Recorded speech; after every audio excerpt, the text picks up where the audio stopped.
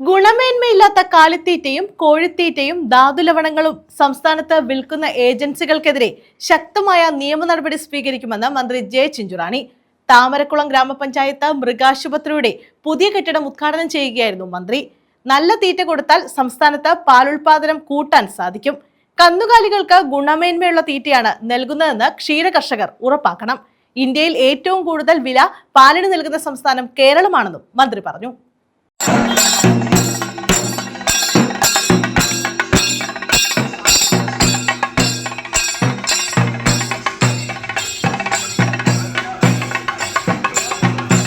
പാലിന് ഏറ്റവും കൂടുതൽ വില നൽകുന്ന സംസ്ഥാനമാണ് കേരളമെന്നും കേരളത്തിലെ പാലാണ് ഏറ്റവും നല്ല പാലെന്ന് കേന്ദ്ര സർക്കാർ അംഗീകരിച്ചിട്ടുണ്ടെന്നും മന്ത്രി ജെ ചിഞ്ചുറാണി പറഞ്ഞു.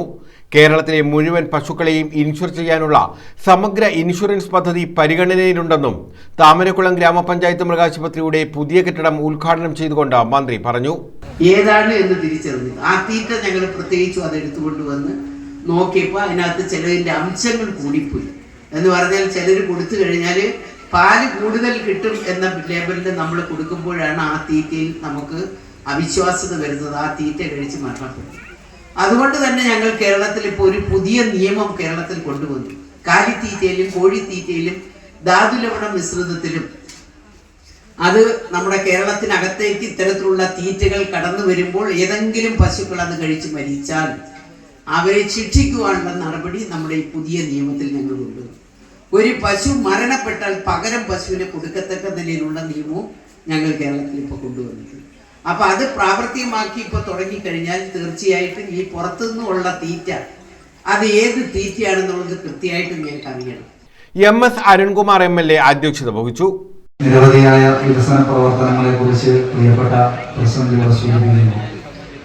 MLA എന്നുള്ള നിലയിൽ മാവേലിക്കരയിലെ ജനപ്രതിനിധി എന്നുള്ള നിലയിൽ ആ വികസന പ്രവർത്തനങ്ങൾക്കെല്ലാം MLA ഫണ്ട് ഉൾപ്പെടെ ഏറ്റവും നന്നായി വിനിയോഗിക്കാൻ കഴിയുന്ന ചാരിതാർത്ഥ്യം ഉണ്ട് എന്നുള്ളതാണ്.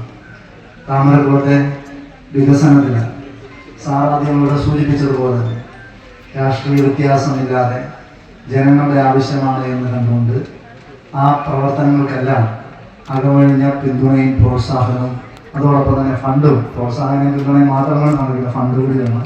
ആ ഫണ്ടും ക്രിയാത്മകമാണ്. Block panchayat president S Rajani, ഗ്രാമപഞ്ചായത്ത് president G Venu, vice president Shyja Ashokan, ജില്ലാ മൃഗസംരക്ഷണ officer doctor PV Arunodaya, block panchayat അംഗം ശാന്തി സുഭാഷ്, പഞ്ചായത്ത് സ്റ്റാൻഡിംഗ് കമ്മിറ്റി ചെയർപേഴ്സൺമാരായ PB ഹരികുമാർ, ദീപ ജ്യോതിഷ്, R ദീപ, ഓണാട്ടുകര വികസന agency vice chairman N Raveendran, panchayat അംഗങ്ങളായ Suresh Kottavila, Deepakka, S Shobha, I Rahmath, Athukka Beevi, S Sreeja, senior veterinary സർജന്മാരായ doctor J Sulfikar, doctor Ambili Thankappan, വിവിധ രാഷ്ട്രീയ പാർട്ടി പ്രതിനിധികൾ തുടങ്ങിയവർ പങ്കെടുത്തു. News bureau, Charummood.